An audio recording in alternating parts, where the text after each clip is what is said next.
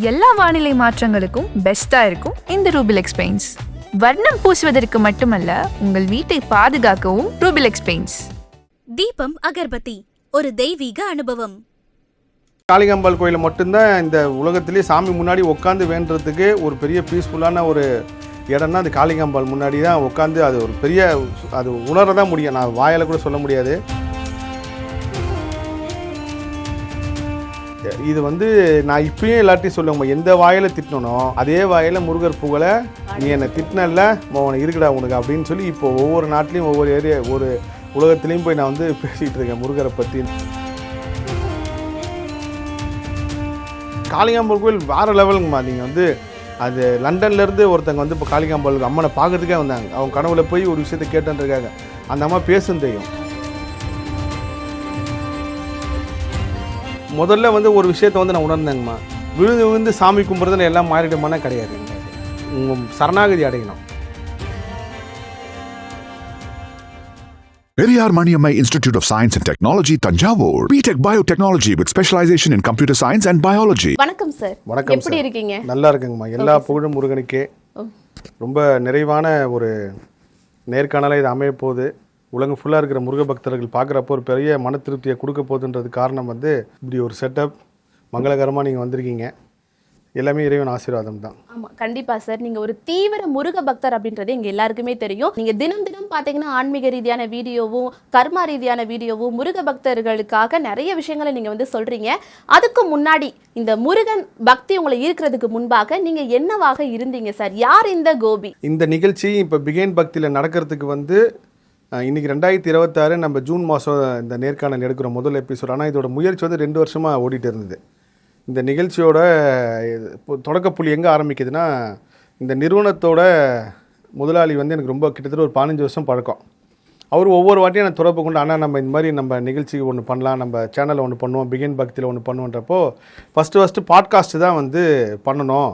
அப்போது என்னோடய லைஃப் ஹிஸ்ட்ரியை சொல்லணும் அப்படின்னு சொல்லி நான் நினச்சேன். ஏன்னா பொதுவாக நீங்கள் பக்தி சார்ந்து உள்ள டீப்பாக நீங்கள் ஒரு விஷயத்தை தேட ஆரம்பித்து பிரபலம் ஆகிட்டிங்கனாலே ஒவ்வொருத்தரும் ஒரு கருத்து சொல்லுங்க. அவன் ஒரு காலத்தில் எப்படி இருந்தான், இப்போனோ சும்மா முருகர்ன்ட்டு பேசுகிறான், அவன் எப்படி இருந்தான் இப்படி இருந்தான்னு சொல்லுவாங்க. அப்போ நம்ம வரலாற்றில் நம்மளே பதிவு செஞ்சிடணும். ஏன்னா நீங்கள் நிறைய பேர் வளர்ச்சி அடைந்தவங்க, புகழ் அடைந்தவங்க, பிரபலம் அடைந்தவங்க, நான் அதை அடைஞ்சோன்னு சொல்கிறதுக்காக இல்லை, அப்படிப்பட்டவங்க அவங்க வரலாறு எழுதிடுவாங்க. காரணம் என்ன, நாளைக்கு யாரும் தப்பி மாற்றி சொல்லிடக்கூடாது, தவறாக திரிச்சிடக்கூடாதுன்ட்டு. அப்போது இந்த நிறுவனர் இந்த தொடர்பு கொண்டு பேசுகிறப்போ நான் சொல்கிறேன், நம்ம பாட்காஸ்ட் ஒன்று பண்ணுவோம், கண்டிப்பாக முருகர் உத்தரவு கொடுத்தா பண்ணுவேன்னு சொல்லி 2024 ஃபுல்லாகவே உத்தரவு கிடைக்கவே இல்லை, தள்ளி போயிட்டே இருக்குது. அப்புறம் 2025 அவர் நடுவில் எனக்கு ஃபோன் பண்ணுவார், ஆனால் இப்படி ஒரு விஷயம் பண்ணுறோம் அப்படி ஒரு விஷயம் பண்ணுறோன்னா நானும் வருவேன்னு சொல்லிட்டு போயிட்டே இருந்துச்சு. கரெக்டாக 2026 ஜூன் மாதம் முதல் தேதின்னு நினைக்கிறேன். அப்போ ஒரு விஷயம் பண்ணுறப்போ இல்லை நம்ம இந்த விஷயத்தை பதிவு பண்ணி ஆகணும். அது மட்டும் இல்லாமல் நான் பொதுவாக அவ்வளோ நேர்காணல் கொடுக்குறத ரொம்ப குறைச்சிட்டேங்கம்மா. 2 சேனல் மட்டும் பேசிட்டு இருந்தேன், போதும். ஏன்னா நான் அந்த கர்ம ஆராய்ச்சி சம்மந்தம் ரொம்ப போகிறப்போ ராஜேஷ் சார் சொன்னது மட்டும் என் மைண்டில் ஓடிட்டே இருக்கும். கோபி, இயற்கையை ஓரளவுக்கு தெரிஞ்சுக்க முயற்சி பண்ணாதீங்க, பிரபஞ்சம் புரியாத புதிய ஒரு கட்டத்தில் நிப்பாட்டிடுங்கன்னு சொல்லிட்டே இருப்பார்.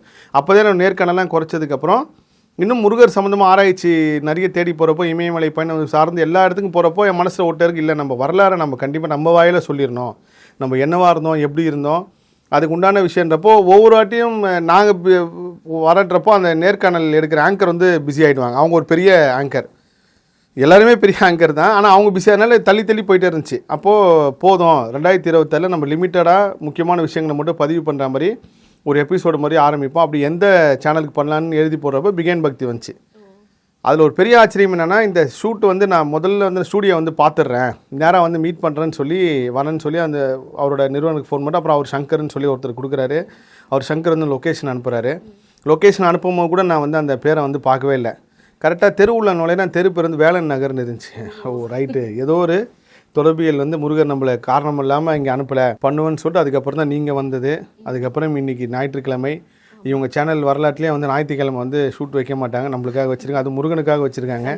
அப்படி இருக்கும்போது யார் இந்த ஜெயம்எஸ்கே கூப்பி சொல்லணும், இதுதான் அதுக்கு பொருத்தமான இடம் சொல்லி நான் ஆசைப்பட்டேங்கம்மா. அப்படி தான் இன்றைக்கி நடத்தி நம்ம நிற்கிறோம். ஓகே சார், இதுக்கு முன்னாடி நீங்கள் என்னவா சார் இருந்தீங்க? என்னோட ஆரம்பகால வாழ்க்கையை இப்போ எல்லாம் சொல்கிறாங்களே, ஆஹா இவர் எனக்கு நடுவில் கோவிந்தன் கதைன்னு ஒன்று சொன்னேன். அந்த கோவிந்தன் கதையை இதுலேயும் நான் சொல்லி முடிவு செய்கிறேன். சார் உங்களை பார்த்தா முருகர் பார்க்குற மாதிரி இருக்கு, நீங்கள் சொன்னால் முருகர் சொல்கிற மாதிரி இருக்கு சார், நீங்கள் சொல்லி நடந்து இது எல்லாமே ஒரு மாயங்கம்மா. என்றைக்குமே இந்த புகழ் வந்து நம்மளை ஒரு மக்கள் தூக்கிட்டு போகிறாங்கன்னா கண்டிப்பாக ஒரு நாள் கீழே போகிறதுக்கு தயாராக இருப்பாங்க, கீழேயும் போடுவாங்க, திரும்பவும் கொண்டாடவும் செய்வாங்க. நிரந்தரம் இல்லாத நான் என்னோடய கர்மாராய்ச்சியில் உணர்ந்தது பற்று பற்றற்றீரு அப்படின்ற 2 விஷயத்துக்குள்ளே தான் வாழ்க்கையாக இருக்குது. நீங்கள் எல்லாமே சமநிலையாக பார்க்க ஆரம்பிச்சிட்டிங்க அப்படின்னா உங்கள் வாழ்க்கையில் துன்பமே வராது. புகழ்ச்சியும் நீங்கள் பார்க்காதீங்க, இகழ்ச்சியும் பார்க்காதீங்க. அந்த ஒரு கட்டத்துக்கு வந்ததுக்கப்புறம் இவங்க எல்லாம் ஓவரா மீன்ஸ் அன்பு மிகுதியாக சொல்கிறப்போ நான் யார், நான் சாதாரண ஒரு மனிதர் தான், உங்களை விட சாதாரண ஒரு முருக பக்தர் தான், இது எங்கேயா ஒரு இடத்துல பதிவு செய்யணுன்ட்டு நான் யோசிச்சுட்டே இருப்பேன். அதுக்கு உண்டான ஒரு பெரிய பாலமாக இந்த நிகழ்ச்சி அமைஞ்சது. முருகரை அமைத்து கொடுத்துருக்காருன்னு தான் சொல்லணுங்கம்மா. நான் வந்து சாலிகிராம் வந்து என்னோட பூர்வீகம், எங்கள் அப்பாவோட பூர்வீகம் வந்து சாலிகிராம் தான், என்னோட பூர்வீகம் சென்னை தான், அம்மாவோட பூர்வீகம் வந்து வடபழனி. சாலிகிராம பிக் பாஸார் ஆப்போசிட்டில் பொன்னியம்மன் கோவில்னு சொல்லி இருக்கு. அந்த பொன்னியம்மன் தான் எங்கள் குலதெய்வம். அம்மாவோட குலதெய்வம் அம்மன் பெண் தெய்வம் தான்.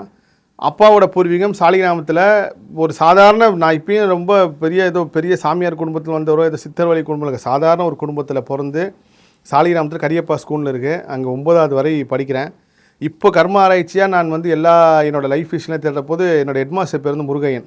அந்த முருகையன்னா வந்து நீ உருப்படவே மாட்டேன், எதுக்குமே லாய்க்கலன்னு சொல்லி எங்கள் அம்மா கூப்பிட்டு டிசி கொடுத்து அமிச்சார். நான் 9th ஃபைலோட வெளியே வந்தது தான். அப்போ அங்கே ஸ்கூல்லேயே நிறைய விஷயங்கள் வந்து நான் பெரிய அட்டகாசம் பண்ணி எங்கேயுமே நல்ல பேர் எடுக்கவே இல்லை. படிப்பு பாதியில் முடிஞ்சுது.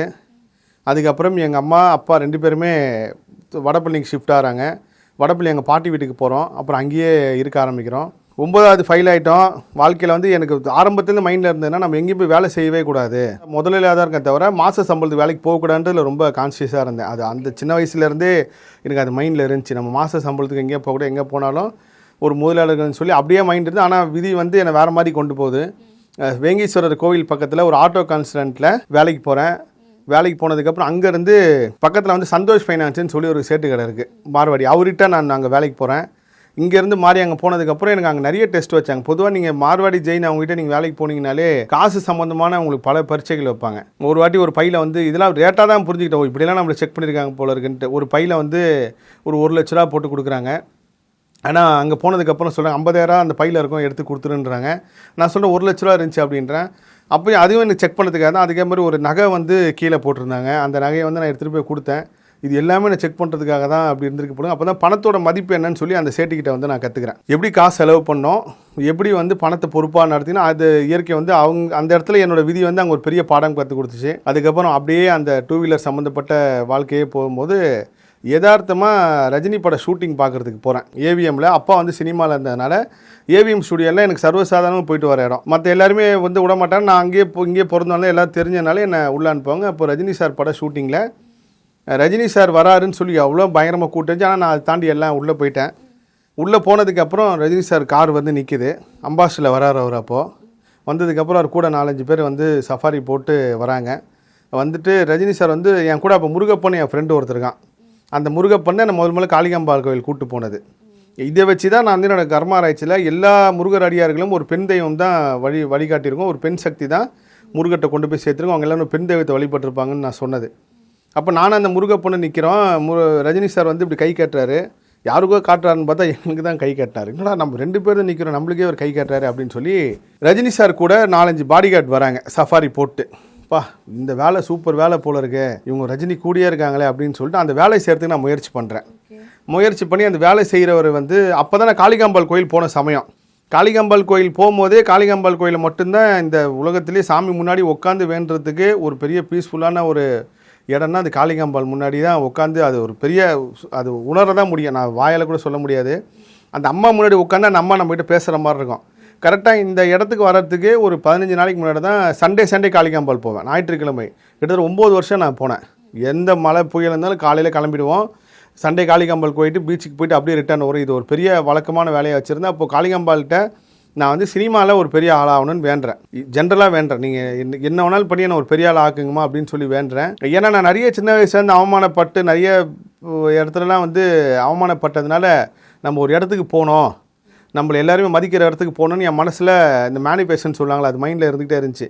அப்போ காளிகாம்பாள்கிட்ட வேண்டுறோம். அதுலேருந்து ஒரு 15 நாள் கழிச்சு ஏவிஎம் ஸ்டுடியோவில் ரஜினி சார் பார்க்குறோம். இந்த மாதிரி என்னன்னா இந்த வேலைக்கு செய்கிறதுக்கு முயற்சி பண்ணலாம் அப்படின்னு சொல்லி அந்த இதை செய்கிறவரை போய் தொடர்பு கொண்டு பார்க்குறோமோ அவர் பேர் வந்து பாபு. அப்போ பாபு ஒருவர் வெயிட் பண்ணுங்கள் அப்படின்னு சொல்லி சொல்கிறாங்க. 2 நாளாக அவர் பார்க்குறதுக்கு முயற்சி பண்ணுறேன், அவர் கிடைக்கவே இல்லை.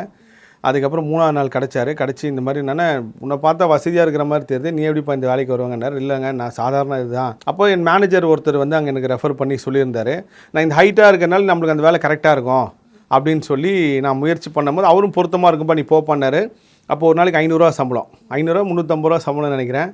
ரஜினி சார் கூட இருக்குது எவ்வளோ பெரிய விஷயம். அப்போ எங்கள் வீட்டில் சொன்னேனே இது ஒத்துக்கல, இந்த வேலையெல்லாம் ஒரு வேலையாக இதெல்லாம் ஏன் போகிற அப்படின்லாம் பயங்கரமாக திட்டினாங்க. நான் யார்ட்டையும் சொல்லாமல் ரொம்ப நாளாகவே வீட்டில் சொல்லாமல் நான் ஒரு வேலைக்கு போயிட்டு வரேன்னு சொல்லி இந்த வேலைக்கு வந்தேன். அப்போ இந்த பாபுன்ற என்னை பார்த்துட்டு ஃபஸ்ட்டு அவங்க ஒத்துக்கல. அதுக்கப்புறம் நான் தொடர்ந்து அப்ரோச் பண்ணி நான் எப்படியாவது வேலைக்கு வந்து சேர்றேன், என்னை சேர்த்துங்கன்னு கெஞ்சி கேட்டவுடனே சரி இப்போ நாளைக்கு போய் நான் சொல்கிற இடத்துல போய் சஃபாரி அளவு கொடுத்துட்டு வந்துடு அப்படின்னாங்க. அளவு கொடுத்துட்டு அவர் விசிட்டிங் கார்டு கொடுக்குறாரு. இந்த விசிட்டிங் கார்டில் இந்த அட்ரஸ் வந்து என்னை பாருன்றாரு. அந்த விசிட்டிங் கார்டு வாங்கி பார்த்தா ஸ்ரீ காளிகாம்பாள் ஜிம் பாய்ஸ்ன்னு இருந்துச்சு அந்த விசிட்டிங் கார்டு பேர். அவரு ஒரு காளிகாம்பாள் பக்தர்.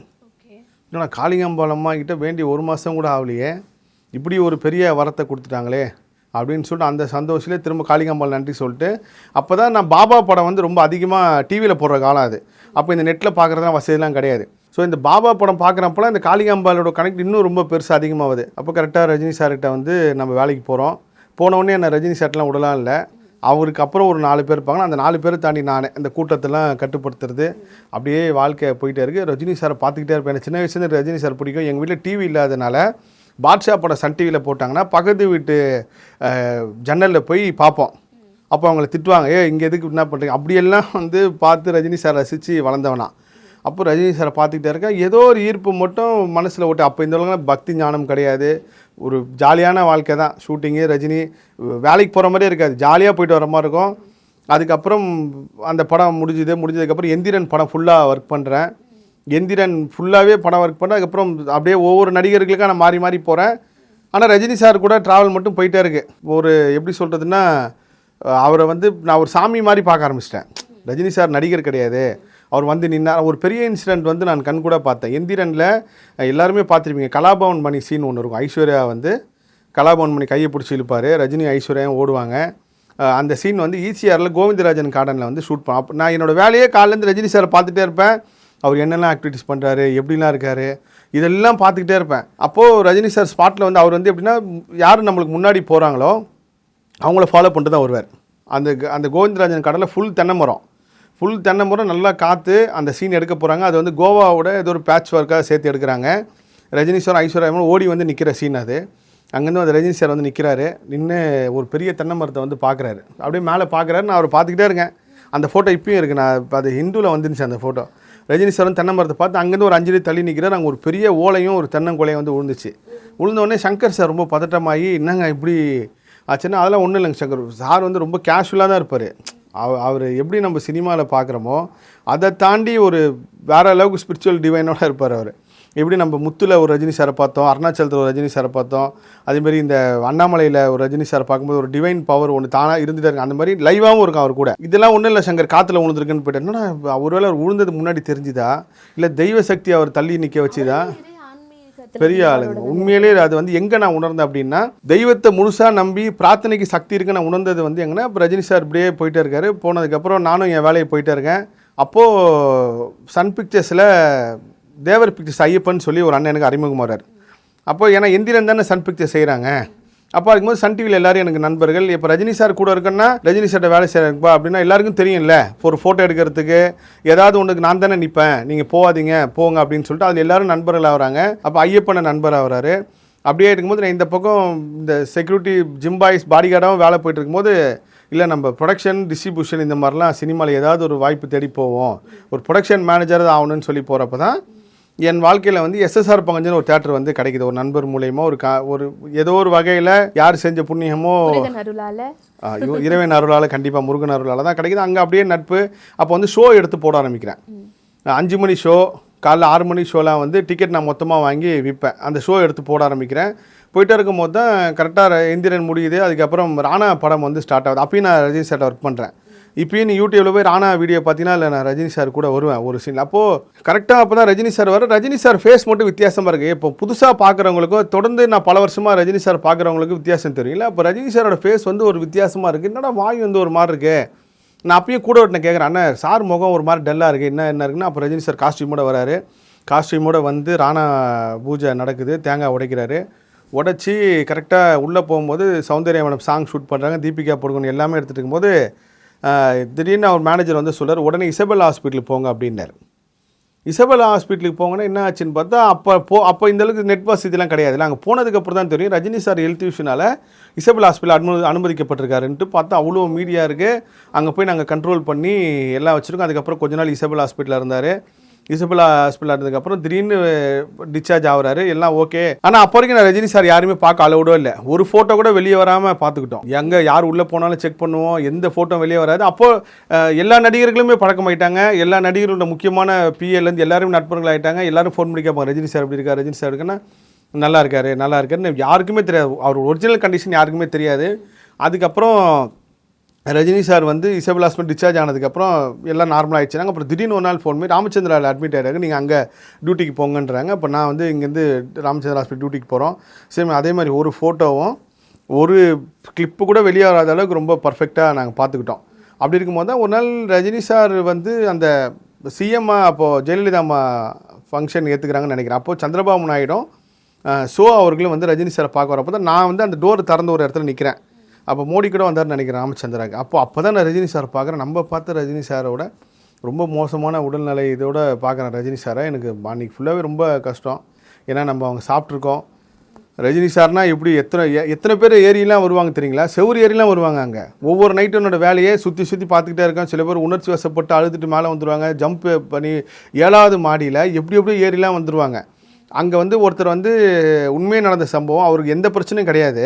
ஆனால் அவரே போயிட்டு காலை ஃப்ராக்சர் பண்ணிக்கிட்டு ராமச்சந்திரன் அட்மிட் ஆகணும், ரஜினி சாரை பார்க்குறதுக்காகவே காலை உடச்சிக்கிட்டு வந்து அட்மிட் ஆயிருந்தார். அவ்வளோ வெறிய இருந்தாங்க. ஏன்னா ஒரு ஃபோட்டோ யாரும் வெளியே வரல. இப்போ ஏதாவது ஒரு ஃபோட்டோ வந்துச்சுன்னா, இப்போ நீங்கள் எம்ஜிஆர் மருத்துவமனையில் இருக்கிறப்போ ஒரு ஃபோட்டோ வந்து எல்லாரும் ஆறுதுனாங்க, அப்போ அவர் நல்லா இருக்காருப்பான்ட்டு. அப்போ ரஜினி சார் என்னாச்சுன்னே தெரியாத அளவுக்கு இருந்தாங்க. இப்படியே பல காலம் போனதுக்கப்புறம் கரெக்டாக ஜூன் 8 வந்து எனக்கு கல்யாண நாள். என்னோடய கல்யாணம் நடக்குது ஜூன் 8, 11 வருஷத்துக்கு முன்னாடி. அப்போ ரஜினி சார் வந்து சிங்கப்பூருக்காக கூப்பிட்டு போகிறாங்க அப்படின்னு சொல்லி அந்த வீடியோலேயும் நான் இருப்பேன். அப்போ இங்கேருந்து ஒரு ஃபோட்டோ கூட வெளியே வராமல் ஹாஸ்பிட்டல் வாசலில் இருந்து ரன்வே வரைக்கும் உள்ள வரைக்கும் கொண்டு போய் ரஜினி சாரை விட்டுட்டு, அப்போ கூட நான் பிரார்த்தனை பண்ணது என்னென்னா, என்ன இது இப்படி நம்ம பார்த்த ரஜினி சார் வந்து இவ்வளோ மோசமான உடல்நிலை போகிறாரு, அவர் குணமாய் வரணும்னு இத்தனை மக்கள் பிரார்த்தனை பண்ணுறாங்க. அப்போது மனசார நானும் பிரார்த்தனை பண்ண விட்டேன். ஆனால் அப்படி போன ரஜினி சார் கரெக்டாக ஒரு மாதம் கழித்து திரும்ப அதே மாதிரி ரஜினி சார் வரப்போ அந்த வீடியோவில் இருப்பான். இப்படி வந்து இப்படி கையெழுத்து இப்படி கும்பிட்டார் பாருங்க. அப்போ தான் ரஜினி சார் சாதாரண பிறவி கிடையாது, அவர் பெரிய தெய்வ பிறவி. இல்லைனா இப்படி இருந்த மனிதர் எப்படி இந்த சக்தி கிடைக்குன்னா, உண்மையிலே அவர் காளிகாம்பாள் அருள், மகாவதார் பாபாஜியோட அருள், எல்லா தெய்வத்தோட அருளும் இருக்குது. அவர் பெரிய தெய்வ பிறவி, அவருக்கு வந்து அழிவே கிடையாது. இப்போ ரீசெண்டாக நான் வந்து இந்த ஸ்பிரிச்சுவல் வந்ததுக்கப்புறம் கர்ம ஆராய்ச்சியில் நான் எடுத்த முக்கியமான செலிபிரிட்டி, முக்கியமான விஐபிகளோட முதல் விஷயம் ரஜினி சார் தான் எடுத்தேன். ரஜினி சாரோட மறைவுக்கு பின்னாடி நான் சொல்கிறது சரி தவறுலாம் இதை தப்பாக யாரும் எடுத்துக்கூடாது. அவர் பெரிய சித்தராக வழிபடுவாங்க. அவரோட இருக்கிற இடத்துல தியானம் பண்ணி அங்கே அவங்களுக்கு பல மாற்றங்கள் நடக்கும். அந்த அளவுக்கு வந்து கண்டிப்பாக ரஜினி சாரோட பர்த்டே அதுக்கு தான். அவர் இந்த இப்போ நடிகரானது இது எல்லாமே ஒரே ஒரு காரணத்துக்காக தான். குருமார்களோட வழிபாட்டை இந்த கலியுகத்தில் கொண்டு வரணுன்ற ராகவேந்திரார் அவரால் தான் கொண்டு வரப்பட்டார். மகாவதார் பாபாஜி, இன்றைக்கி மகாவதார் பாபாஜி கேவுக்கு வந்து அவ்வளோ பேர் போகிறோன்னா அது காரணம் இந்த பர்த்துக்காக தான். அவருக்கு இவ்வளோ பேர், புகழ், செல்வம் எல்லாம் கொடுக்கப்பெற்று எல்லாத்தையுமே பண்ணி இந்த அளவுக்கு வந்து அவருக்கு இந்த வாழ்க்கை கொடுக்கப்பட்டிருக்கு. இது கர்மாராய்ச்சியில் நானும் அவரோட ஃப்ரெண்ட் ஹரிசாட்ட இந்த விஷயத்த சொன்னேன். அந்த சார் எப்படிலாம் இந்த கனெக்ட் வந்திருக்கு பாருங்கள். அவர் பெங்களூர் சோமநாத், அங்கே ஒரு பெங்களூரில் ஒரு கோவில் இருக்குது, கங்காதேஸ்வர் கோவில் இருக்குது. ரஜினி சார் வந்து திடீர்னு தியானம்னா சினிமாவுக்கு வந்ததுக்கப்புறம் பண்ணலை. அவர் 13 வயசுலேருந்து மெடிடேஷன் பண்ணுறார். அவர் மெடிடேஷன் பண்ணி அந்த ஆறாவை பெருசாக வளர்த்தனால புத்தருக்கு எப்படி 50,000 அடி அந்த ஆறா இருந்து புத்தர் கிட்ட வரப்போ சிங்கமும் சரி புலியும் சரி எல்லாமே ரொம்ப சாந்தமான குணமாக ஆகிடுமா. அதே மாதிரி ரஜினி சார் 13 வயசாக ஒரு மெடிடேஷன் பண்ணி அந்த கிரியாகும் மூலியம் மக்களை ஈர்த்தார். நான் பல தடவை பார்த்துருக்கேன். பெரிய பவர் இருக்குமா அது ரஜினி சார் பண்ணுற மெடிடேஷன்லாம். நீங்கள் வந்து சுப்ரீம் பவர் எப்படின்னா, நான் வந்து ரஜினி சார் ஒர்க் பண்ணுறப்போ வெளியில் ஃபோட்டோக்காக ரஜினி சார் நிற்பாங்க. அவர் பார்க்க வந்துருப்பாங்க. சார் உள்ளே இருக்காருன்னா சார்ட்டு இதை பேசணும் அதை பேசணும் அப்படியெல்லாம் பேசிகிட்டே இருப்பாங்க. ரஜினி சார் வந்து இப்படி வாங்க அப்படின்னு சொன்னார்னா இவங்க எல்லாருமே சைலண்ட் ஆகிடுவாங்க, பேசவே மாட்டாங்க. பேச முடியாமல் அப்படியே நிற்பாங்க. அந்த ஆறா வந்து அவங்கள அப்படியே கட்டி போட்டு வைக்கும். இது எத்தனையோ செலிபிரிட்டி வந்து பேட்டியில் சொல்லியிருக்காங்க, ரஜினி சார் கிட்ட போனால் எங்களுக்கு பேச்சே வராது. இது உண்மை. அவரோட ஈர்ப்பு சக்தி தான் இப்போ வரைக்கும் மக்கள் எடுத்துக்கிட்டே இருக்கு. அவர் ஒரு கட்டத்துக்கு மேலே சமமான மனநிலைக்கு போயிட்டாரு. எல்லாத்தையுமே சமமாக பார்க்க ஆரம்பிச்சிட்டார். இப்பயும் சொல்கிறேன், நீங்கள் வந்து அவர் வந்து என்ன வேணாலும் நீங்கள் விமர்சனம் எவ்வளோ இகழ்ச்சி எவ்வளோ இது பண்ணால் அவர் எல்லாத்தையும் சமமாக பார்க்க ஆரம்பிச்சதுனால இயற்கை அவருக்கு அடுத்தடுத்த விஷயத்தை கொடுத்துக்கிட்டே இருக்கு. இப்படிப்பட்ட ஈர்ப்பு வாய்ந்த ஒருவர் அரசியலுக்கு வரும்போது மக்கள் அவங்களுக்கு சாதகமா வாக்களிப்பாங்களா?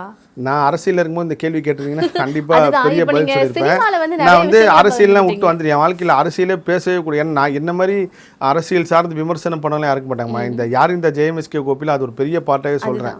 அதுதான் நான் சொல்றேன். நீங்க அவர் ஒரு பெரிய மாயை எது நிஜம் எது அவருக்கு தெரியும். அப்போது ரஜினி சார் வந்து இப்படியெல்லாம் ஒரு பர்த்தா இருக்காரு, என்னோட கர்மாராய்ச்சி இவர்கிட்ட நான் தொடங்க ஆரம்பிக்கிறேன். அப்படியே இருக்கும்போது நான் வந்து ஒரு ஜாதி ரீதியாக மதம் ரீதியாக நான் அவ்வளோ விமர்சனம் பண்ணியிருக்கேன். அவ்வளோ மோசமான வகையில் நடந்திருக்கேன். அதெல்லாம் இப்போலாம் எவ்வளோ பெரிய தப்புன்னு சொல்லி நான் உணர்றேன். அப்போ என்னோட ட்விட்டரில் வந்து தினமும் சண்டை நடக்கும். தினமும் வந்து எப்படி போர் சண்டை மாதிரி ட்விட்டரில் வந்து கருத்து சண்டை வந்து தினமும் நடந்துக்கிட்டே இருக்கும். ஸோ இதுக்கு அப்போ தான் நான் ஒரு சார்ந்த ஒரு கட்சி நிலைப்பாட்டில் போகிறேன். அந்த கட்சி நிலைப்பாட்டுக்காக நான் எல்லாரையும் விமர்சிக்கிறேன். காலையில் எழுந்தது நைட்டு தூங்குற வரைக்கும் புறம் பேசுறது, விமர்சிக்கிறது, கிண்டல் பண்ணுறது. அதுலேயும் குறிப்பாக விஜய் அவர்களை வந்து ரொம்ப மோசமான வகையில் கிண்டல் பண்ணியிருக்கேன். எல்லாத்தையும் இப்படி ஓப்பனாக சொல்றீங்களே. உண்மை, நான் ஆல்ரெடி நிறைய நேர்காணல் சொல்லியிருக்கேன். என்னை இப்போ ரொம்ப நாளாக ஃபாலோ பண்ணுறவங்களுக்கு தெரிஞ்சிருக்கும். அப்போது இது இப்போ சமீபமாக நான் சொன்னேன், என் பொண்ணு வந்து விஜயை பார்க்கணும்னு சொல்லி ஒத்த காலம் நின்னான். அப்போ எந்த விஜய் விமர்சிச்சனோ அந்த விஜய் கிட்ட தான் போய் நின்று என் பொண்ணுக்காக நின்னேன். இதை தான் நான் வந்து சொன்னேன், நீங்கள் யாரை கிண்டல் பண்ணி யாரை தாழ்வாக பார்க்குறீங்களோ அவங்ககிட்ட தான் காலம் கொண்டு போய் உங்களுக்கு நிப்பாட்டுன்னு சொல்லி. சரி, இந்த மாதிரி நான் சினிமா வாழ்க்கை ஒரு பக்கம் போயிட்டு இருக்கும்போது கொஞ்சம் கொஞ்சமாக டிஸ்ட்ரிபியூஷன் உள்ளே வரேன். ஒரு ஷோ வாங்கி போட்டவன் ஒரு படமாக வாங்கி ஒரு ஏரியா ரிலீஸ் பண்ணலாம், ஒரு 2 தேட்டர் ரிலீஸ் பண்ணலாம், 3 தேட்டர் ரிலீஸ் பண்ணலான்னு சொல்லி அந்த ஒரு வேலையில் இறங்குறேன். அதில் எனக்கு பெரிய உதவியாக இருந்து தேவர் பிக்சர்ஸ் ஐயப்பன் அவர்கள். அவர் என்ன நினச்சான்னு தெரியல, என்னை நம்பி அவ்வளோ பெரிய விஷயத்தை கொடுத்தாரு, நீ பண்ணுறா அப்படின்னு சொல்லிட்டு. அப்போ தான் கரெக்டாக காளிகாம்பாள் கோயிலுக்கு போயிட்டு இருக்கும்போது எங்கள் அம்மா வந்து சொல்கிறாங்க, இங்கேருந்து அவ்வளோ தூரம் கோயிலுக்கு போறியே, பக்கத்துலேயே எங்கள் வடப்பள்ளி முருகர் இருக்காரு, இவரை போய் பார்க்க மாட்டேன்னா. வடப்பள்ளி முருகர்லாம் யாருன்னு கூட எனக்கு தெரியாது. ஆமாம், ஒரு பல லட்சம் தடவை போயிருப்பான் அந்த வழியாக. அப்போல்லாம் எதுக்கு போனேன், யாரும் கல்யாணம் நடந்தால் வடப்பள்ளி கோயிலில் கல்யாணம் வைப்பாங்க. அந்த கல்யாணத்தை அட்டன் பண்ணி முருகர் கூட பார்க்க மாட்டேன். முருகர் எப்படி இருப்பான்னு கூட எனக்கு தெரியாது. இப்படியே வாழ்க்கை போயிட்டு இருக்கும்போது நான் அம்மா சொல்கிறாங்களேன்னு சொல்லி என்றைக்கு முருகருக்கு வந்தனால செவ்வாய்க்கிழமை மட்டும் அப்போ ஒரு 150-200 பேர் வருவாங்க வடப்பள்ளி கோயிலுக்கு. ஒரு 500 பேர்ட்ட வருவாங்க, அவ்வளோ கூட்டம் இருக்கும் காலையிலையும் சாயங்காலையும். அப்போது இப்படியே போய்ட்டு வடப்பள்ளி முருகர் போய் செவ்வாய்க்கிழமை பார்க்க போகிறேன். போன உடனே ஒரு பெரிய விஷயம் நடக்குதுப்பா, முருகரை பார்த்தா நீ நடந்துருச்சு அப்படின்னு சொல்லி, சரி செவ்வாய்க்கிழமை இதுக்கப்புறம் முருகர் பார்க்க போவோம். அப்போ சின்ன சின்ன விடுதலைங்க, இந்த படம் செய்யணும் அந்த படம் செய்யணும். அப்போ இந்த பெரிய அளவு கனவு லட்சியெல்லாம் கிடையாது. டிஸ்ட்ரிபியூட்டராக இருக்கும், என்னைக்காவது ஒரு நாள் சினிமாவில் நம்ம பெரிய ஆள் ஆயிரும், இந்த ஒரு எண்ணம் மட்டும்தான். வடப்பள்ளி முருகரை பார்க்குறோம். பார்த்துட்டு இருக்கும்போது அப்போ SSR பங்கஜம் இன்னொரு ஒரு தேட்டர் விருகம் பக்கத்தில் இருக்குது. இந்த தேட்டரில் ஷோவும் படமும் நான் வந்து போட ஆரம்பிக்கிறேன். இப்படியே போய்ட்டு இருக்கும்போது இப்போ ஒரு பெரிய செலிபிரிட்டியாக இருக்கிற நடிகர், அவரோட படம் வந்து நான் வந்து ஒரு தேட்டர் எடுத்து போடுறேன். அந்த படத்துக்கு நான் கொடுத்த தொகையோட 5 மடங்கு லாபம் வருது. அப்பா என்னடா இது இப்படி நம்மளுக்கா? இப்படி ரஜினி சார் வந்து அர்ச்சனா பேட்டியில் சொல்லி பாருங்க, 350 ரூபா சம்பளம் வாங்கின கண்டக்டருக்கு 3 லட்சம் 4 லட்சம், அப்பா நம்ம ஒரு தனிப்பிறவி போல் அப்படின்லாம் நம்மளுக்கு இப்படியா முருகர் கொடுத்துட்டார் போல இருக்குது, நம்ம ஏதோ ஒரு ஸ்பெஷலான ஒரு இது போல் இருக்குன்ட்டு அப்படியே போகும்போது தான் ஒரு பெரிய மாயை வந்து உணர்றேன். சினிமாவில் ஒரு படம் கொடுக்கும், ஒரு படம் எடுக்கும். கண்டிப்பாக அதே நடிகர் படத்தை திரும்பவும் இன்னொரு படம் ரிலீஸ் ஆகுதுன்னு சொல்லி போகிறோம். அதில் பெரிய லாஸு. அந்த லாஸ் எப்படின்னா என்னோட தகுதிக்கும் சக்திக்கும் மீறிய லாஸு. அதை வந்து நான் எங்கேயும் சொல்லவும் முடியல. எனக்கு இப்படி லாஸுன்னு சொன்னால் எல்லோரும் கிண்டல் பண்ணுவான், நீ பாரு அகலக்கால் வெஸ்டர்ன்னு சொல்லுவாங்கன்ட்டு. ஏன்னா சினிமாவில் வந்து நீங்கள் ஒன்ஸ் சரிக்கிட்டீங்க அப்படின்னா அது உங்களுக்கு வந்து ஒரு ஜெயிச்சிட்டிங்கன்னா அதை வச்சே பேசுவாங்க. இப்பயும் சினிமாவில் வந்து ஒரு வியாபார முறை இருக்குது. ஒரு ஹீரோவோட படம் வந்து லாஸ்ட்டு படம் ஓடிடுச்சுன்னா அதுக்கேற்ற வேலை, ஓடலாம் அதுக்கேற்ற வேலை. அப்போ இப்படியே போய்ட்டு இருக்கும்போது முருகரை செவ்வாய்க்கிழமை பார்க்குறப்போ, ஒரு செவ்வாய்க்கிழமை போகிறப்போ ஒரு சினிமா ஃபைனான்சர் வந்து என்னை ஃபோன் பண்ணி கத்துறாரு, அந்த படம் லாஸ் சம்மந்தமாக. எனக்கா என்னடா இது, நம்ம இத்தனை செவ்வாய்க்கிழமை வரமே, கோயிலில் இருக்கும்போது இப்படி இருந்தால் இப்படி சொல்கிறாரேன்னு சொல்லி பெரிய வருத்தம். அங்கேயே கோயிலே கொடி மரத்தை நான் கண் கலங்கி நிற்கிறேன். அந்த ஆள் என்ன சொல்கிறாருன்னா, நீ பண்ணலாம் தியேட்டரை வந்து நான் வந்து இது பண்ணிடுவேன். ஒரு பக்கம் தேட்டர் ஓனை நம்பி நம்மளை கொடுத்துருக்காரு. அப்படியே மொத்த கோவமும் முருகர் இது வந்து ஷார்ட் அண்ட் ஸ்வீட்டாக சொல்லியிருக்கும் போது பெரிய இன்சிடென்ட்டு. அப்போ மொத்த கோவமும் முருகர் மேலே திரும்புது.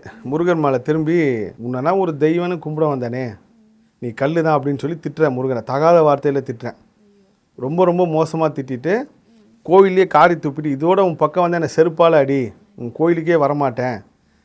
இது வந்து நான் இப்பயும் எல்லாத்தையும் சொல்லுவேன், எந்த வாயில் திட்டினோ அதே வாயில் முருகர் புகழை, நீ என்னை திட்டினல்ல உனக்கு இருக்குடா உனக்கு அப்படின்னு சொல்லி இப்போ ஒவ்வொரு நாட்டிலையும் ஒவ்வொரு ஏரியா ஒரு உலகத்துலேயும் போய் நான் வந்து பேசிகிட்டு இருக்கேன் முருகரை பற்றி. இந்த உலகம் ஃபுல்லாக இருக்க எல்லா முருக பக்தர்கிட்டையும் முருகனை திட்டாதீங்கன்னு எந்த வாயில் திட்டணும் அதே வாயில் சொல்கிறேன்.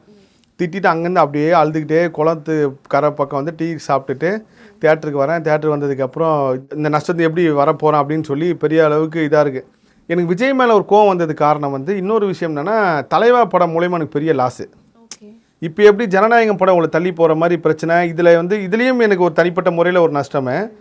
தலைவால வந்து ஒரு பெரிய லாஸு. கரெக்டாக நான் அதான் எல்லாத்தையும் சொல்லுவேன், இந்த விஜய் படம் வந்தாலே எனக்கு என்ன ராசின்னு தெரில. நம்ம அதை போனாலே ஏதோ ஒன்று காவலன்லேருந்து நான் பார்க்குறேங்கம்மா.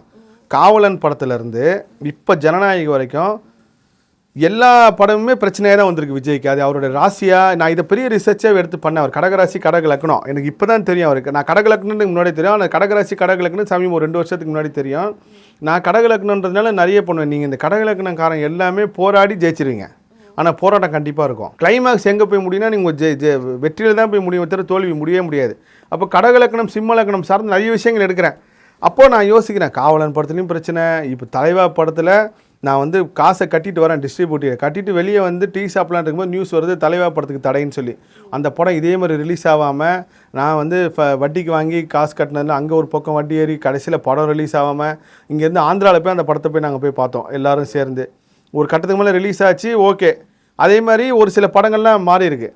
அப்போது இதே மாதிரி சினிமாவில் லாபம் நஷ்டம் அப்படியே வந்துட்டே இருக்கும்போது தான் முருகரை போய் கும்புறதை விட்டு அந்த திட்டிட்டு வந்த பாருங்க. அதுக்கப்புறம் வடப்பள்ளி கோயில் போனாலே இந்த ஆர்ச்சி பக்கம் திரும்பவே மாட்டேன். பஸ்ஸில் போனாலும் சரி, காரில் போனாலும் சரி. எத்தனை வருஷமா இதை பின்பற்றினீங்க? எப்படி? இது ஒரு 11 வருஷத்துக்கு முன்னாடி. 11 வருஷத்துக்கு முன்னாடி. ஆமா. முருகரை பார்க்காம எவ்வளவு நாள் இருந்தீங்க? அது ஒரு 2 வருஷம் இருந்தேன். அந்த பக்கமே நீங்கள் வடப்பள்ளி கோயில் ஆர்ச்சி வழியாக வாங்கினாங்களும் யாரும் வரவே மாட்டேன் நான். சரணபவன் வந்து அப்போ பெரிய சரணபவனாக இருந்துச்சு. இந்த பக்கம் சரணபவனில் போய் சாப்பிட்டு வந்துடுற, வடப்பள்ளி கோயில் ஆர்ச்சி வழியாக சரணபவன் போகவே மாட்டேன். ஏன்னா நீ என் மனசில் என்னன்னா இவரை பார்க்காம இருந்தால் நல்லா இருக்கு லைஃபு, அப்படி ஒரு மைண்ட் சிக் ஆயிடுச்சு. ஏன்னா கோயிலுக்கு வந்து இப்படி என்ன ஒருத்தன் அசிங்கப்படுத்துறேன்னா உன்னை தானே கும்பிட வந்தேன், நீ என்னை காப்பாற்றிருக்கணும்ல. உன்னை கும்பிட வந்து ஒருத்தர் துன்பப்படுறேன்னா அப்படியே உன்னை கும்பிட்டு துன்பம் தான் வருது, கும்பிடாம துன்பம் இருந்தால் அப்போ கும்பிடாமே இருந்தணும் அப்படி தான் நினச்சிட்டு போகாமல் இருந்தேன். கிட்டத்தட்ட 1.5 வருஷம் இருக்கும். ஆர்காட் ரோட்டில் போகிறோம் அப்படின்னா வடப்பள்ளி கோயில் ஆர்ச்சி இருக்குன்னா லெஃப்ட்டில் திரும்பவே மாட்டேன், கோபுரத்தை பார்க்கவே மாட்டேன். அந்த வழி யாருனா கூப்பிட்டாலும் நீங்கள் இப்படி வந்துருங்கன்னு சொல்லுவேன். மசூதி தெரு இப்படியே சுற்றி வாழ்க்கை போயிட்டே இருக்கும்போது தான் ஒரு நடிகர் நடித்த படத்தை வந்து ஒரு தமிழ்நாடு ஃபுல்லாக வாங்குற மாதிரி ஒரு சூழ்நிலை. அப்போது அந்த படம் வாங்குறதுக்கு ஒருத்தர் வந்து பேசுகிறார் ஒரு ஏரியா, அவர் பேர் வந்து ஜெயக்குமார். அந்த ஜெயக்குமார் தான் என் வாழ்க்கையை மாற்ற போகிறாருன்னு சொல்லி எனக்கு அப்போ நினைக்கவே இல்லை. ஆனால் அவர் வரப்பயே அந்த ஜவ்வாது வாசனையும் ஒரு பெரிய தேஜஸாக இருக்குது அவர் முகத்தை பார்க்குறப்போ. ஆனால் இந்த மாதிரி நீங்கள் வந்தாலே ஒரு பயங்கர வாசனையாக இருக்கேன்னு அப்போ அப்படியே பேசும்போது நான் நிறைய விரக்தியாக அவர்கிட்ட பேசுவேன். இந்த மாதிரினா அப்படின்னா இப்படின்னா. அப்போ எனக்கு இந்த ராசி லக்னம்லாம் என்னவே தெரியாதுங்க, மாதிரி கும்பராசி மட்டும்தான் தெரியுமே தவிர லக்னம்னா என்ன இது மாதிரி அதெல்லாம் எதுவுமே தெரியாது. அவர்கிட்ட ரொம்ப விரக்தியாக பேசுகிறப்போ அவர் எல்லாத்தையும் சிரிச்சுட்டே கேட்டே போயிடுவார். ஒரு நாள் ஒரு படம் சம்மந்தமாக சரணபவன் மீட்டிங் வாங்க அப்படின்னு சொல்லி கூப்பிட்றாரு. அப்போ நான் வந்து அண்ணா நீங்கள் வந்து சரணபவன் இந்த வாசலுக்கு வாங்க, வடப்பள்ளி கோயில் வாசலுக்கு நான் வரமாட்டேன்னு ஏன்றார். நான் அந்த முருகரை கும்பிட்டு பல சோதனை அனுபவிச்சேனே, இதுக்கப்புறம் நீங்கள் வந்தீங்கன்னா வந்து நான் அந்த பக்கம் வரவே மாட்டேன், எனக்கு சென்டிமெண்ட்டாக விட்டுருங்கன்னு. இல்லை நீங்கள் வாங்க கோப்பின்னு ரொம்ப வற்புறுத்தி கூப்பிட்றாரு. அப்போ சரணபவன் அந்த ஒரு என்ட்ரன்ஸ் போல் ஒரு டீ கடை இருக்குது, அந்த டீ கடை இப்போயும் இருக்குது. அந்த டீ கடையில் டீ சாப்பிட்றோம், உங்களோட ஜாதகம் கொடுங்கன்றாரு. என்னோடய ஜாதகம் என்கிட்ட இல்லைன்னா எங்கள் அம்மாகிட்ட கேட்டு சொல்லுன்னு சொல்லி எங்கள் அம்மாகிட்ட இருந்து அவர்கிட்ட போய் இந்த ஜாதகத்தை எடுத்துகிட்டு போய் நான் கொடுக்குறேன். ஜாதகத்தை கொடுத்துட்டார். ஒரு 2 நாள் கழிச்சு நான் கூப்பிட்றேன்ட்டு போயிட்டார். அவ்வளோதான். நானும் மறந்துட்டு ஒரு நாள் வாங்க கோப்பின்னு திரும்ப அதே இடத்துக்கு கூப்பிட்றாரு. அவர் குரல் வந்து ரொம்ப கண்ணீர்னு இருக்கும். வாங்க கோப்பின்றார். போனால் கோபி முட்டாள்தனமாக அவர் அதுக்கப்புறம் ரொம்ப நட்பாயிட்டான்ல, உரிமையாக சொல்ல முட்டாள்தனமாக இருந்திருக்கேயா, நீ வணங்க வேண்டிய தெய்வமே முருகன் தாயா, முருகன் தாயா உனக்கு எல்லாத்தையும் கொடுக்க போறானே, நீங்க வேற ஏன்னா இந்த மாதிரி நான் இருந்தாலும் கும்பிட்டு தானே பெரிய இதாச்சு. நீங்க இப்போ முருகரை பத்தி கொஞ்சம் விமர்சனம் பண்ணும்போது எனக்கே மனசுக்குள்ள சந்தனம் மணக்கிற அந்த பூசின மேனிய அந்த திருமுகத்தை எப்படி நீங்க 2 வருஷமா பார்க்காம இருந்திருக்கீங்க? அந்த அளவுக்கு பக்தி எல்லாம் கிடையாது. எங்க அம்மா சொன்னாங்கன்றதுக்காக போனா காளிகாம்பாள் கோயில் ரெகுலரா போவேன். காளிகாம்பாள் கோயில் போயிட்டு இதெல்லாம் சொல்லுவேன் நான். இந்த மாதிரி காளிகாம்பாள் கோயில் வேற லெவலுங்கம்மா. நீங்க வந்து அது லண்டன்லேருந்து ஒருத்தங்க வந்து இப்போ காளிகாம்பாளுக்கு அம்மனை பார்க்குறதுக்காக வந்தாங்க. அவங்க கனவுல போய் ஒரு விஷயத்தை கேட்டுருக்காங்க. அந்த அம்மா பேசும் தெய்வம். நீங்கள் பெண் சக்தி தெய்வம் வந்து தமிழ்நாட்டில் ரொம்ப சுப்ரீம் பவரில் இருக்கிற இடக்கு வந்து காளிகாம்பாள், திருவேற்காடு கருமாரியம்மன், மாங்காடு காமாட்சி, ரொம்ப ரொம்ப சுப்ரீம் பவர், கை மேலே பலன்னு சொல்ல அந்த மாதிரி. அப்போ இவர் என் ஜாதகம் பார்த்துட்டு முட்டாள் மாதிரி இருந்திருக்காங்க, நீ கும்பிட வேண்டிய தெய்வம் முருகர் தான், நான் போவே மாட்டேன்றேன். இங்கே பாரு கோபி, உனக்கு இந்த இது இருக்குது, உனக்கு கடக லக்னம், செவ்வாய் வந்து நீச்சம், நீ முருகனை தான் கும்பிடுன்றேனே, வேறு என்ன வேணாலும் சொல்லுங்கள், வேறு எங்கே வேணாலும் போய் கும்பிட்றேன், முருகர் வேண்டான்னு நான் அவ்வளோ அனுபவப்பட்டுங்கன்னா சொல்கிறத கேளுங்கன்றேன், நீ முருகனை கும்பிட்டு தான் ஆகணும் அப்படின்றாரு. இப்படியே ஒரு வாரம் இந்த ஆர்குமெண்ட் போயிட்டே இருக்குது. தொடர்ந்து போயிட்டே இருக்கிறப்போ ஒரு கட்டத்துக்கு மேலே என்ன சொல்கிறாருன்னா, இங்கே பாரு கோபி, நான் ஒரு விஷயம் சொல்கிறேன், அந்த மாதிரி நீ முருகனை போய் கும்பிடு, ஒருவேளை நீ அதில் தோத்துட்டேன்னா இதுக்கப்புறம் முருகரை கும்பிட சொல்ல மாட்டேன்றார். நானும் 2 மனசோட என்ன விஷயம் சொல்லுங்கண்ணா அப்படின்னா, கந்தர் அலங்காரம் ஒரு புக்கு போய் கிரீட் ரேட்டர்ஸில் வாங்க அப்படின்றார். அப்போ அந்தளவுக்கு எங்கேயும் இந்த முருகர் சார்ந்த புத்தகம்லாம் கிடைக்காது. கிரி டெரஸில் மட்டும்தான் சாமி சார்ந்த எல்லா விஷயம் இருக்கும் அப்படின்னாரு. அப்போ எனக்கு கிரி டெரஸ் கூட அவர் சொல்லி தான் எனக்கே தெரியும். கிரி டெரஸ் நாங்கள் போனால் கந்தராலங்கிற புக்கு வாங்குறேன். அதில் 38வது பதிகன்னு நினைக்கிறேன், 38 35. 4 என் செய்யும் வினைதான் என் செய்யும், என்னை நாடி வந்த கோல் என் செய்யும், கொடும் கூற்று என் செய்யும், குமரேசர் இருதாலும் சிலம்பும் சதங்கையும் தண்டையும் சண்முகமும் தோளும் கடம்பும் எனக்கு முன்னே வந்து தோன்றினே. இந்த மாதிரி ஒரு பாட்டு இருக்கே. நீ டெய்லியும் காலைல வடப்பள்ளி கோயிலில் அப்போ தான் இந்த பள்ளியை எழுச்சி பள்ளியறை நான் வந்து சொன்னேங்கம்மா. நீங்கள் எதை இந்த உலகத்துக்கு டெலிவரி பண்ணுறீங்களோ அதை உங்களால் அனுபவிக்க முடியாது. இதான் இயற்கையோட பெரிய ரகசியம். நீங்கள் வந்து இதான் இங்கே தான் சொர்க்கம் இருக்குது நீங்கள் யாருக்காக காட்டிட்டீங்கன்னா உங்களால் அந்த சொர்க்கத்துக்குள்ளே போக முடியாது. நீங்கள் உங்கள் சொன்னதை கேட்டு எல்லாரும் போவோம். அது உங்கள் இயற்கை வந்து உங்களை ஒரு கட்டத்துக்கு மேலே பரிசோதனை பண்ணி தான் நடத்தும், அனுப்பவே உள்ள. அந்த மாதிரி பள்ளி எழுச்சி வந்து இவர் தான் என்கிட்ட சொல்கிறார். வடப்பள்ளி கோவிலில் காலையில் 5 மணிக்கு கோவில் திறப்பான், 5:30 மணிக்கு பள்ளி எழுச்சின்னு ஒரு தரிசனம் நடக்கும். அப்போல்லாம் நான் எனக்கு எக்ஸ்ட்ரீம் பிரச்சனை இருக்கேங்கம்மா. எக்ஸ்ட்ரீம் பிரச்சனை என்னோடய வயசுக்கு அப்போ வந்து ஆனால் எனக்கு வாழவே பிடிக்கல இப்படின்னா அப்படின்னு இந்த படம் லாஸு அந்த படம் லாஸு எந்த படம் ஓட மாட்டேன்னு சாதாரணமாக ஒரு படத்தை போடும், அது ஹிட் ஆகிடும். பெருசாக நம்பி போடும், அந்த படம் ஒன்றுமே இருக்காது. மக்களை வந்து நான் தியேட்டரில் இருந்ததுனால ஆடியன்ஸ் படம் முடிஞ்சு வெளியே வரப்போ அவங்க முகத்தை வச்சே கெஸ் பண்ணிடுவேன் இந்த படம் ஓடுமா ஓடாதான்ட்டு. அந்த அளவுக்கு வந்து இப்போ ஒரு ப்ரீவியூ பார்க்க போனால் கூட சொல்லுவேன் சார் இது போ. ஆனால் நான் கூட சில டைமில் வந்து தடுமாறி இருக்கேன். நான் ஓடுன்னு நினச்ச படம்லாம் ஓடவே இல்லை, ஓடாதுன்னு நினச்ச படம் பெரிய அளவுக்கு ஹிட் ஆகி மக்கள் எதை புரிஞ்சிக்கிறான்றதே புரிஞ்சிக்க முடியன்ற அளவுக்கு ஆச்சு. அப்போது இவர்கிட்ட சொல்கிறேன் இந்த மாதிரிலாம் எந்த படமும் ஓடலைன்னா நான் வந்து டிஸ்ட்ரிபியூஷன் பண்ணுறது இவ்வளோ பிரச்சனை, தியேட்டருக்கு வந்து ரெட் கார்டு போட போகிறாங்க, ஆடியன்ஸ் வரமாட்டேன் அப்படிலாம் நிறைய சொன்னதுக்கு அவர் சொல்கிறார். அப்போ நான் எப்படி ஒரு வாழ்க்கை நாங்கள் ரொம்ப மாயான வாழ்க்கை இருந்தேன், ரொம்ப ஜாலியான வாழ்க்கையில் இருந்தேன். அந்த மாதிரி ஒரு வாழ்க்கையில் இருக்கும்போது தான் இவர் என்கிட்ட சொல்கிறாரு 5 மணிக்கு காலையில் இருந்து பள்ளி எழுச்சிக்கு போ, கரெக்டாக 5 மணிக்கு முருகரை திறப்பாங்க, அப்போ முருகரை பாரு, இந்த மந்திரத்தை உன்னால் எவ்வளோ முடியுமோ சொல்லுன்றாரு. ஆனால் நான் எங்கன்னா கோயிலுக்கு போகிறது 5 மணிலாம் எழுந்துக்கிறான்லாம் கிடையாது, நான் 10 மணி தான் நான் எழுந்துப்பேன். நீ ஒரு வாட்டி உன் வாழ்க்கை மாறணுன்னா இதை செய்ய, இல்லையா விட்டுருன்றார். ஆனால் என் மனசில் அது மட்டும் வாழ்க்கை மாறின இதை செய்யின்றாரு. ஒரு வேளை முயற்சி பண்ணி பார்ப்போன்னு சொல்லி ரொம்ப விரக்தி மனப்பான்மையில் பிடிக்காத ஒரு இடத்துக்கு நம்ம போனால் எப்படி போவோம், ஒரு இடத்துல இங்கெல்லாம் ஒரு இடம் அந்த மாதிரி காலைல 5 மணிக்கு எழுந்து குளிச்ச போது எங்கள் வீடே நான் ஆச்சரியமாக பார்க்குது. இவன் எதுக்கு 5 மணிக்கு குளிச்சுட்டு போகிறான்ட்டு ஒரு வாரம் போகிறாங்கம்மா. ஒரு நாள் என்ன நினைப்போட போகிறேன்னா இன்றைக்கி ஏதாவது ஆபத்து நடக்குமா, இன்றைக்கி ஏதாவது பிரச்சனை வந்துடுமா அப்படின்னு அந்த நினைப்போடே போகிறேன். ஏன்னா முருகர் கும்பிட்டா தான் ஏதாவது ஒரு டென்ஷன் வருமே. அப்படி இருக்கும்போது ஜெயக்குமார்ட்ட அன்னைக்கு போயிட்டு வந்துட்டேன். ஆனால் பகலில் பயங்கர தூக்கம் வருது, நான் காலை 5 மணிக்கு எழுதுக்கிறதுனால. இல்லை கோபி நீ போ கோபி, 48 நாள் போ அப்படின்றார். 48 நாளான்னு சொல்லி சரி ரொம்ப ஸ்ட்ராங்காக நம்ம முயற்சி பண்ணணும்னு சொல்லி ஆள் மனசில் அதை ஃபிக்ஸ் பண்ணிக்கிட்டு போகலான்னு முயற்சி பண்ணி கரெக்டாக ஒரு 10 நாள் கழிச்சிங்கம்மா. நான் வந்து ஒருத்தட்ட எனக்கு அவருக்கு ஒரு பெரிய மோதல் இருந்துச்சு. எப்படின்னா என்னை பார்த்தா அவர் பார்த்தா 2 பேரும் அடித்தடியாகி தான் முடியும் அந்த பிரச்சனை, போலீஸ் கேஸாக தான் முடியும். அந்த அளவுக்கு ரொம்ப கோவம் இருந்துச்சு. அவர் வந்து சம்மந்தம் இல்லாமல் என்னை வந்து பார்த்துட்டு சாரி கோப்பி நான் ஒரு விஷயம் கேள்விப்பட்டேன், அந்த விஷயம் உங்களை தப்பு இல்லைன்னு சொன்னாங்க, நான் தான் வந்து தவறுதலாக நினச்சிட்டேன், மன்னிச்சிக்கோ அப்படின்னு சொல்லி அவர் பேர் முருகர் பேர். எனக்கு ஆச்சரியமாக இருந்துச்சுன்னா இந்த ஆள் வந்து இப்படி கோவில் இப்படி நடக்குது, ஊரில் ஜெயக்குமார் என்ன சொன்ன மாதிரி ஏதோ வகையில் முருகன் நம்மளை காப்பாற்றிடுவாரா அப்படின்னு சொல்லி அவருக்கு நான் ஃபோன் பண்ணி இந்த மாதிரி விஷயம் நினச்சிட்டேன். நான் தான் சொன்னேன் நீ முருகன் காலை பிடிவார், எங்கேயுமே போகாத, முருகன் தான் உன் முன்னேற்றத்துக்கு காரணம் அப்படின்னு சொன்னாருங்கம்மா. அப்போ பிடிச்சதாங்கம்மா அப்போ பிடிச்சது தான் இன்னைக்கு முருகர் பற்றி பேசுகிறத கொண்டு வந்து விட்டுருக்காரு. ஓகே சார், இப்போ நீங்கள் எவ்வளோ ஆன்மீக ரீதியாக இவ்வளோ பக்தியாக இருக்கீங்க, உங்கள் குடும்பத்தினர் வந்து எப்படி இந்த பயணத்தை பார்க்குறாங்க? இதை வந்து சொல்லுங்கம்மா. நான் வந்து எந்த அளவுக்கு இப்போ ஆன்மீகமாக இருக்கணும் அப்போல்லாம் அந்த ஆன்மீகம் கிடையாது. எங்கள் அம்மா வந்து வசந்த் டிவியில் கந்த சஷ்டி கவசம் சாயங்காலம் போடுவாங்க, இப்பயும் போடுறாங்க. பெரும்பாலான வீட்டில் வந்து அதை தான் வந்து கேட்பாங்க, வேறு எந்த சேனலையும் அது போட மாட்டாங்க. கந்த சஷ்டி கவசம் கந்தகுரு கவசம் ரெண்டுமே தொடர்ந்து போடுறப்போ நான் திட்டுவேன், அம்மா நியூஸ் வைமா ஏமா, அப்போல்லாம் அந்த அரசியல் இருக்கும்போது இதெல்லாம் எதுக்குமா பார்த்துட்டு இருக்குமா, அவன் ஏதோ போடுறான் அப்படின்னு அப்படி திட்டினவன் தான். இன்றைக்கி எங்கள் வீட்டில் காலையில் கந்த சஷ்டி கவசம் ஒழிக்காத நாள் இல்லை, கந்தகுரு கவசம் ஒழிக்காத நாள் இல்லை, முருகர் பாட்டு ஒழிக்காத நாள். எங்கள் அம்மா வந்து பெரிய ஸ்பிரிச்சுவலாக இருந்தாங்க. இந்த அளவுக்கு நாங்கள் வந்திருக்கோன்னா அதுக்கு எங்கள் அம்மா தான் காரணம். எங்கம்மா நான் வந்து எங்கள் அம்மா கிட்ட சொல்லுவேன், அம்மா நல்லா வசதி சம்பாதிக்கணும்மா, எல்லாமே ஏமா அந்த சுகத்தை அனுபவிக்காமல் இருக்கின்றப்போ வேணாண்டா, இப்படி இருந்தாலும் தான் இவ்வளோ கஷ்டப்பட்டு வளர்த்தனால நீங்களாம் இந்த இடத்துல இருக்கீங்கன்னு திரும்ப சொல்லுவாங்க. அதுக்கு எனக்கு அப்போ அர்த்தம் புரியல, ஆனால் இப்போ வந்து அர்த்தம் புரியுது. அவங்க இவ்வளோ கஷ்டப்பட்டு எங்களை காத்ததுனால தான் இன்றைக்கி இப்படி வந்து நிற்கிறோம். என்னோடய வாழ்க்கை வந்து 7 மணிக்கெலாம் சாப்பிட வச்சு படுக்க வச்சுருவாங்க எங்களை. சாயங்காலம் ஸ்கூல் முடிச்சுட்டு வந்தோடனே கிட்டத்தட்ட ஒரு 19-20 வயசு எங்கள் வாழ்க்கை அப்படி தான் இருந்துச்சு. காலையில் சீக்கிரம் எழுப்பி விடுவாங்க படிக்கிறதுக்கு. என்னோட மொத்த உலகமே 7 மணிக்கெலாம் முடிஞ்சிடும். ஆனால் இன்றைக்கி விடிய ஊராக சுற்றுறேன். என்னை வெளியே அனுப்ப பயப்படுவாங்க எங்கள் அம்மா. ஆனால் இன்றைக்கி நான் ஒவ்வொரு நாடும் ஒவ்வொரு இடத்துக்கு போய்ட்டு வரப்போ இதே சொல்லி காமிட்டே இருப்பாங்க. எங்கள் அப்பாவுக்கு அந்தளவுக்கு பக்தி கிடையாது, ஆனால் இப்போ அவர் பக்திமான உத்தராட்செல்லாம் போட்டுக்கிற ஆச்சரியமாக இருக்குது. எங்கள் அம்மாவுக்கு தான் அந்த பக்தினால தான் நான் வந்து இவ்வளோ தூரம் வந்தேன்றதுக்கு உண்மையான காரணம். வீட்லேயும் அவங்க பக்தியாக இருப்பாங்க, அம்மாவும் பெரிய பக்தி. அந்த பக்தி இல்லாமல் உங்களால் வர முடியாதுங்க. அவங்களும் பக்தியாக இருப்பாங்க, அவங்க முருக பக்தியில் இருப்பாங்க. நான் முதல்ல வந்து ஒரு விஷயத்த வந்து நான் உணர்ந்தேங்கம்மா, விழுந்து விழுந்து சாமி கும்பிட்றதுல எல்லாம் மாறிடுமானா கிடையாது. சரணாகதி அடையணும். எல்லாருக்குமே 2 மனது இருக்குன்னு சொல்லி ஒரு பதிவு பண்ணியிருந்தாங்க என்னோட இதில். அந்த 2 மனசுனா சில பேர் கோவம் வந்து எல்லாருக்கும் 2 மனசுன்னா அப்படின்னு இதே கோவம் தான் பத்திரிகையாருக்கு வந்துச்சு. பட்டினத்தார் சொல்கிறார் எல்லாருக்கும் 2 மனசு இருக்குன்றாரு. எல்லாருக்கும் 2 மனசு இருக்குன்னா அப்போ என் பொண்டாட்டிக்கு இருக்குமா மனைவிக்கு இருக்குமான்னு கேட்க உன் மனைவிக்கு இருக்கேன் 2 மனசு அப்படின்றாரு. அவர் உடனே கோபப்பட ராணியை பற்றி தப்பாக பேசாது அப்போ பராசக்திக்கு இருக்குமான்னு கேட்குறாரு. பராசக்தி பெண் கிடையாது, அவங்க ஒரு ஞான கலை தெய்வம், அவங்க ஆணும் கிடையாது பெண்ணும் கிடையாது அப்படின்றாரு. அப்போ என் மனைவியை நீ இழிவுபடுத்திருக்கு மன்னிப்பு கேளுன்றார். நான் ஒரு மன்னிப்புலாம் கேட்க முடியாது, எல்லாருக்கும் 2 மனசு இருக்குது, ஆணாக இருந்தாலும் பெண்ணாக இருந்தாலும்ன்றாரு. அப்போது பத்திரிகையாருக்கு வந்து ஒரு பழம் ஒன்று கிடைக்குது.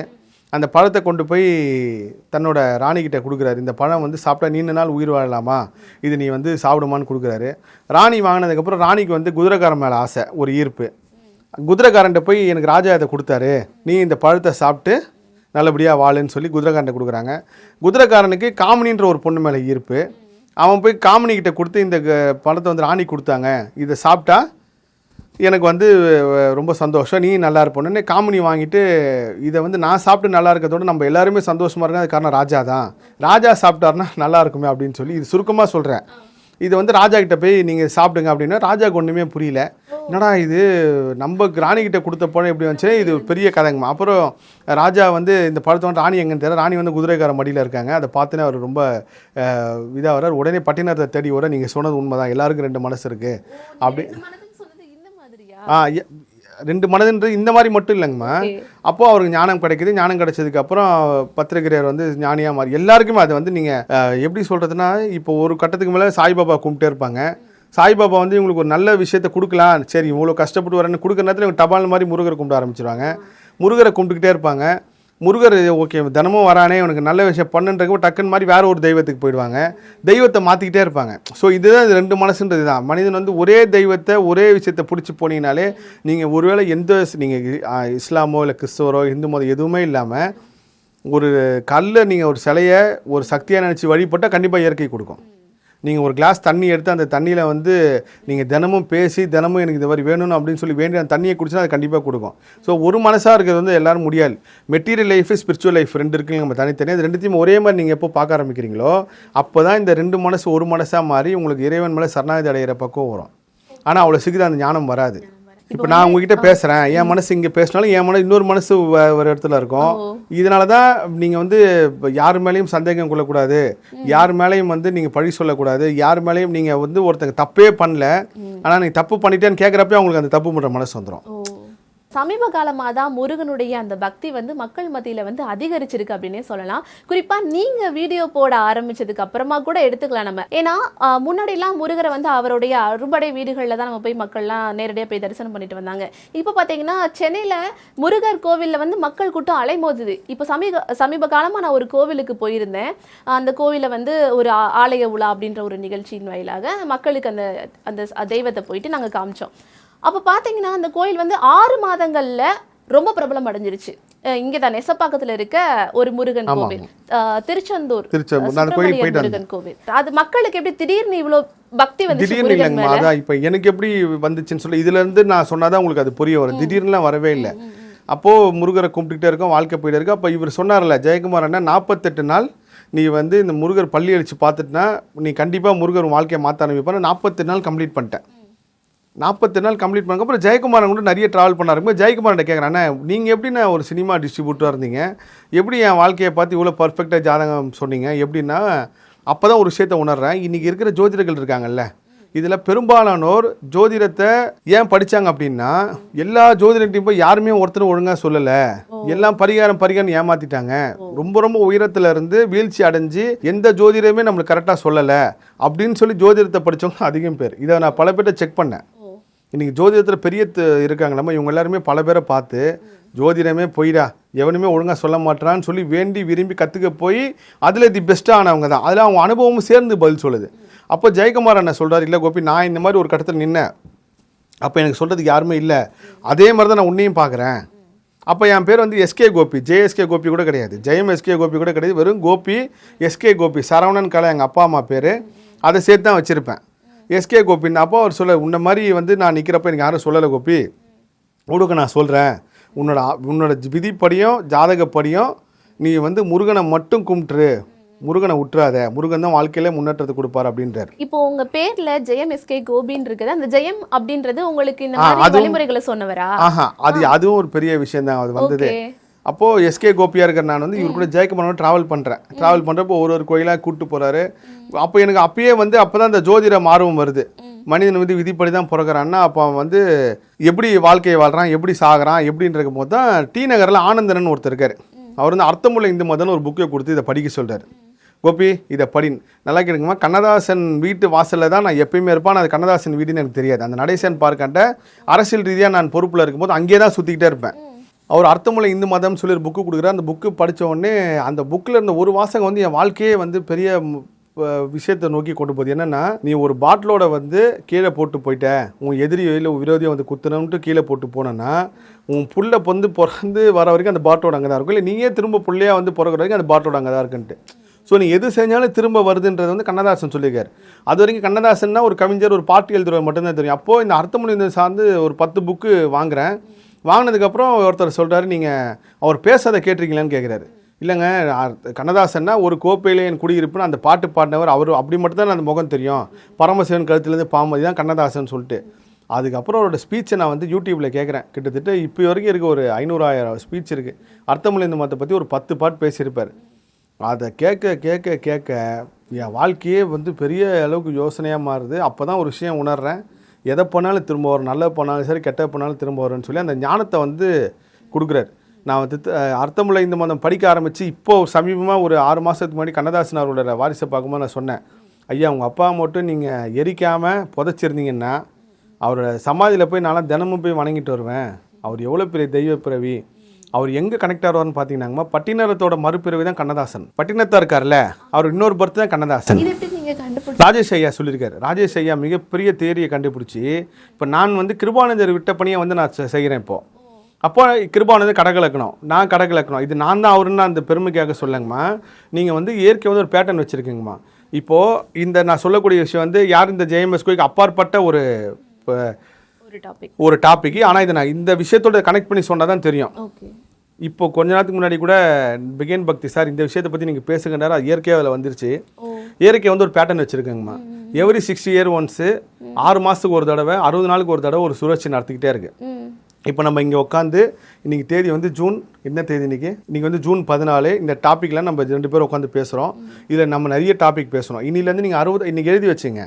இன்னிலேருந்து 60வது நாள் வந்து உங்கள் வாழ்க்கையில் ஒன்று சேம் நீங்கள் இதே மாதிரி எல்லோ கலர் ட்ரெஸ் போடுவீங்க, இல்லை இந்த சேம் நீங்கள் இந்த மாதிரி வளசராவுக்கு இந்த பக்கம் வருவீங்க, இல்லை நம்ம பேசின டாப்பிக்கை பேசுவீங்க, இல்லை என்கிட்ட ஃபோனில் பேசுவீங்க, இல்லை நீங்கள் காலையிலேருந்து யார்ட்டெலாம் பேசுவீங்களோ அவங்ககிட்ட திரும்பவும் பேசுவீங்க. அப்போ இது சம்மந்தமாக ஒரு பெரிய ரிசர்ச் கண்டுபிடிச்சி ராஜேஷ் ஐயா கிட்ட ஒரு விஷயத்தை கொண்டு போய் கேட்குறப்போ அவர் சொல்கிறார், இப்போ ஆல்ரெடி பேட்டிலையும் சொல்லியிருக்காரு, யோ பட்டினத்தாரோட அடுத்த பிறகு தான் கண்ணதாசன்யா தெரியுமா அப்படின்றாரு. அப்போ தான் செக் பண்ணி பார்த்தா பட்டினத்தார் வந்து செட்டியார் கம்யூனிட்டி. இப்போ அப்போ அவர் அப்படி தான் சொல்லுவாங்க. கண்ணதாசன் அதே மாதிரி அவர் சொன்ன ஒரு விஷயத்தை இவர் மாற்றி ஒன்று சொன்னார். வீடு வரை உறவு, வீதி வரை மனைவி, காடு வரை பிள்ளை, கடைசி வரை. அது ஆல்ரெடி வேற ஒரு பாட்டில் சொல்லியிருக்காரு. அது வந்து பெரிய கனெக்ட்.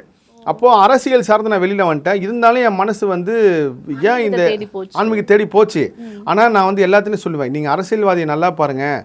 எந்த அரசியல் தலைவர் ரொம்ப கேவலமாக திட்டுறானோ அதே ஆள் வந்து திரும்ப அந்த அரசியல் தலைவர் புகழ்ந்து பேசுவார். இது இயற்கையை கொண்டு வந்து நிப்பாட்டுது.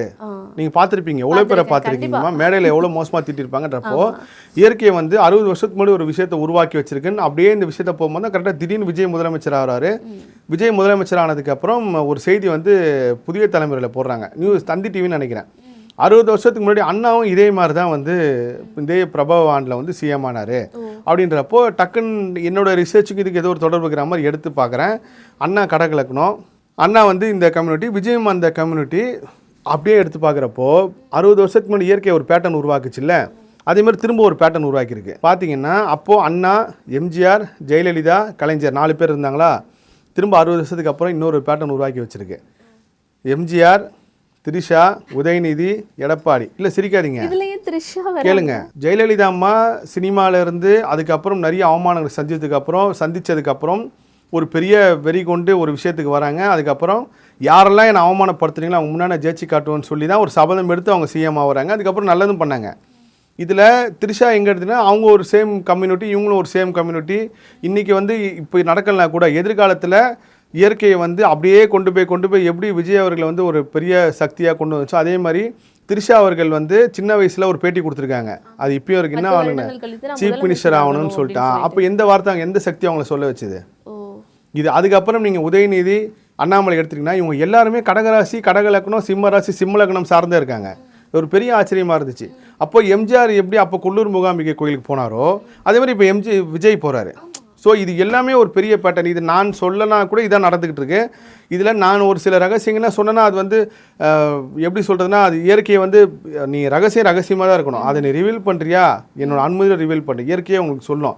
அப்போ நான் ஒரு விஷயம் வந்து எழுதி போட்டு இதை சொல்லாமல் நம்ம வேணான்னு வந்தனால அப்படியே நிப்பாட்டிக்கிறேங்கம்மா. திரும்ப 60 வருஷத்துக்கு திரும்ப இன்னொரு பேட்டர்ன் உருவாக்கும். இதுதான் பெரிய சக்தி. அந்த மாதிரி அரசியல் மட்டும் கிடையாது, எல்லா துறையிலுமே. சினிமாவை எடுத்தீங்கன்னா ரஜினி, கமல், அஜித், விஜய் இருந்தாங்களா, நீங்கள் இதுலேருந்து 60 வருஷத்துக்கு முன்னாடி எடுத்து பாருங்க, இதே மாதிரி ஒரு 4 பேர் இருந்திருப்பாங்க. அந்த 4 பேரும் மகர ராசியாக இருப்பாங்க, சிம்ம லக்னமாக இருந்திருப்பாங்க. இவங்க எல்லாருக்கும் ஜாதகமும் இவங்களோட பேட்டர்ன் இதே மாதிரி ஒன்றா இருக்கும். திரும்ப 60 வருஷத்துக்கு திரும்ப ஒரு 4 பேர் வருவாங்க. அதே மாதிரி தான் ஸ்பிரிச்சுவல், அதே மாதிரி தான் நீதித்துறை, அதே மாதிரி தான் எல்லா துறையிலையுமே 60 இயர்ஸ் ஒன்றுக்கு சுழற்சி நடக்குது. அதுக்கு ஒரு பெரிய உதாரணம் சொல்கிறேங்கம்மா. இப்போ கரான் ஒரு படம் வச்சு தனுஷ்து, அந்த படம் வந்து எப்படி பார்த்தாலும் ஒரு 2 வருஷத்துக்கு முன்னாடி ஷூட்டிங் எடுக்க ஆரம்பிச்சிருப்பாங்க, இல்லை 1 வருஷம் முன்னாடி எடுக்க ஆரம்பிச்சிருப்பாங்க. இப்போ 2020 அந்த படம் ரிலீஸ் ஆகுது. அந்த படத்தில் ஈரான் சம்மந்தப்பட்ட போர், பெட்ரோல் டீசல் கிடைக்கலன்னு சொல்லி ஒரு காட்சி வருது. இப்போ சமீபமாக 2024 அது நடந்துச்சே. அப்போ எப்படி அந்த இயக்குனர் எந்த சக்தி அவரை மூலையில் இது மாதிரி ஒரு சீனை உருவாக்கி வச்சுருக்கோம்? புரியுது? அதுவும் கரெக்டாக அந்த 60 வருஷத்துக்கு முன்னாடி நடக்கிற சப்ஜெக்ட் தான். ஸோ இது படத்தில் இந்த ஒரு காட்சியாக வந்திருக்கு, ரியல் லைஃப்பில் அது காட்சியாக நடக்குது பாருங்கள். நிறைய பேர் படம் வந்தால் சொன்னாங்க இது எப்பறம் இது ஆச்சரியமாக இருக்குது, இப்போ நடக்கிற மாதிரியே பெட்ரோல் டீசல் அதை சீனில் படத்தில் வச்சுருக்காங்க அந்த காலத்துக்கு முன்னாடினா. இதுதான் இயற்கை சுழற்சி. நீங்கள் இருந்தாலும் இல்லைனாலும் 60 வருஷத்துக்கு 60 நாளைக்கு 60 மாதத்துக்கு ஒரு சுழற்சி நடந்துக்கிட்டே இருக்குது.